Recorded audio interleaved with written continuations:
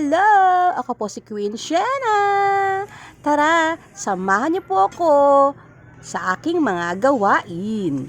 Mga kasolong, magandang araw, magandang tanghali, magandang hapon, magandang gabi, kung asan man po kayo ngayon sa inyong lugar at kung ano man po ang panahon ninyo, ay always be safe and God bless. Sa ngayon, syempre si Mister pumasok na sa trabaho at ayan ang aking gagawin na maghukay ng lupa kasi po ang lupa namin ay yun nga kung napapanood nyo po yung aking mga unang video ay nababanggit ko po doon na medyo hindi kaganda ng aming lupa dito, kaya pagka magtatanim ay kailangan na munang syempreng tignan ang lupa kung pwede siya sa pananim.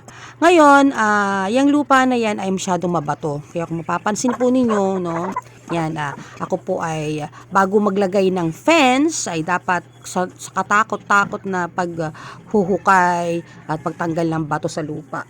Yan. Nakikita nyo yung lupa, di ba? Matigas-tigas. Yan. Binasa ko pa muna ng tubig yan. Pinalambot ko pa yan bago ko pa yan hinukay-hukay. At yan po yung fence na nabili namin sa DIY. Yan.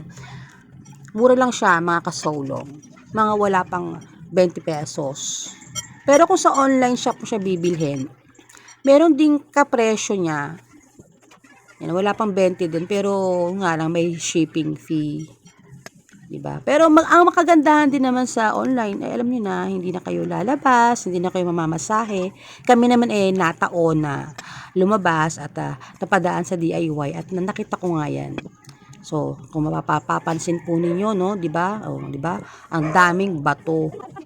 Yan. Ngayon, maalam niyo mga kasolong, ang paglalagay ng fence na diyan ay kailangan talaga. Kasi para 'di ba, maganda-ganda naman ang ambience, maganda-ganda din naman tignan minsan ang hardin kapag may mga konti-konting disenyo. Kasi kung makikita ninyo sa mga unang upload ko, yung lugar na yan ay medyo maayos-ayos pero parang masukal-sukal yung dating. Kasi hindi nakaayos yung mga halaman, may mga iba tuyo na, may mga iba naman na talagang wala ng buhay. Kaya nga kung mapapansin nyo din po na sa mga unang upload ko, inuulit ko, may mga video ako doon na talagang nabuhay ko. Katulad po nito. Ayan sila. Yan yung mga nakita ko na kailangan silang buhayin. At ngayon naman po ako po ay magtatanim ng rose. Kasi po ano yan yung rose parang sobrang haba na niya. Hindi kasi siya napuputulan. So pinutol ko yung parteng mahaba at sinubukan kong itanim. At gumamit ako ng lupa na special loam soil na nabili ko po sa online shop. Pero may halo po yan na ordinary na lupa. Ayan, napansin niyo po ba yan? Yung mga tumutubo na yan, sa gilid ng halaman na yan, na kulay berde yan. Hindi ko po alam kung anong klaseng halaman yan, pero kailangan po tanggalin sila. Kasi po, yan mga nalagyan ko na po ng magagandang lupa yan. Kaya pag maganda ang lupa, mas magandang tumubo ang mga halaman. Di ba maraming mga ibon din sa amin. So yan, sila po yung nagdadala minsan ng mga buto, kaya tumatubo yung mga ibang mga halaman na hindi naman kailangan. At isa rin po yan sa mga aking piling na ilipat sa maganda-gandang paso. At isa po yan sa aking mga nabuhay. Na-i-upload ko na po yan sa iba kong video, sa una kong video Nakakatuwa po talaga tignan kapag may mga ganyang halaman na iyong mabubuhay. Isa rin po yung mga yan, mga tuyot na po, no? Yan, i-update ko rin po kayo dyan pagka susunod na kapag sila nagkaroon na ng tinatawag na shoots ba yun, yung patubo na, ganyan. So mga kasolong, alam niyo po, marami pa akong aayusin dyan sa bakuran na yan. Kagaya nyo, makikita nyo yan sa gilid, ang sukal-sukal pa. Unti-untiin ko araw-araw. Yan. Ngayon, mabalik tayo sa aking paglalagay ng fence. Yan, malapit na ako matapos. Diba? Ang dami-daming mga bato na hindi ko na kailangan bumili pa ng mga malilit na bato para pang disenyo kasi uunti-untiin mo lang naman sila paghiwa-hiwalayin at linisin lang naman, magiging maganda na rin silang tignan. Kaya mga kasolong, ipakikita ko po sa inyo ang aming vermicast na tinatawag. Diyan po sa likod bahay po namin yan. Yan po yung bahay na yan. Nakikita niyo kulungan po yan ng mga alaga ng hayop ng aming kapitbahay. So yung tubig na kanilang naitatapon ay napupunta po dyan sa aming bakuran. So yung area po na yan ay laging basa at tama po ang sikat ng araw para po sa lupa na yan. Yun. Kaya maganda po talaga ang lupa na yan sa aking mga pananim.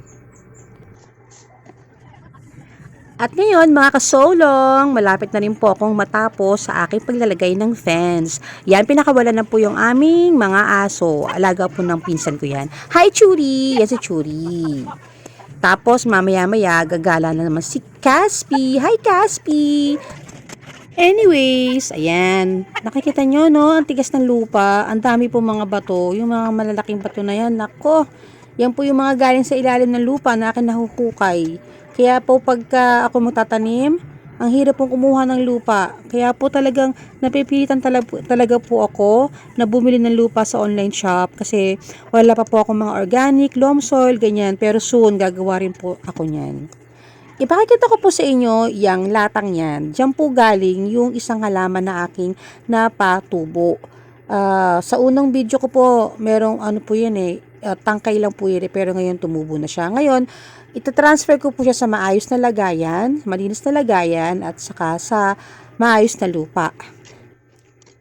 Yung lupa na po yan ay may loam soil, may carbonized rice hulls, yung sunog na ipa at saka coco peat. Yan.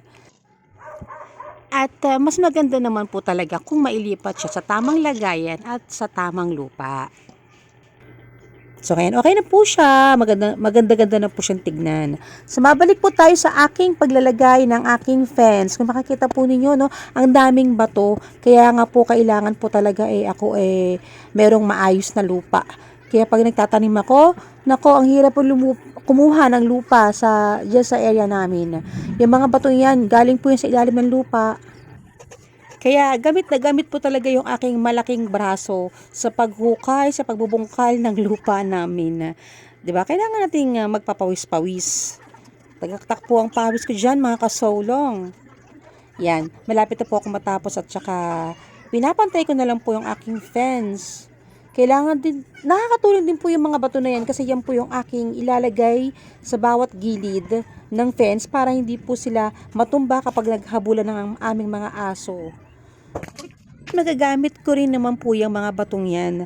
Uugasan ko po yan at idadagdag ko po yan sa pagdidisenyo ng aking hardin. Kasi minsan maganda rin po yung mga may bato kaya naman po bumili pa ako. Diba? Nakita niyo po, diba? Gamit na gamit talaga ang aking mga muscle, mga kasolong, diba? Sa pagbubungkal ng lupa, ang daming bato. Marami pa yan. Gusto ko po kung makikita po ninyo ang aking mga iba pang mga nabungkal sa araw-araw. Hindi ko lang po talaga na-upload. Kasi sa pag nag-i-edit ako, minsan kinakat ko na din kasi parang baka may maboring. Pero soon, i-upload ko din po.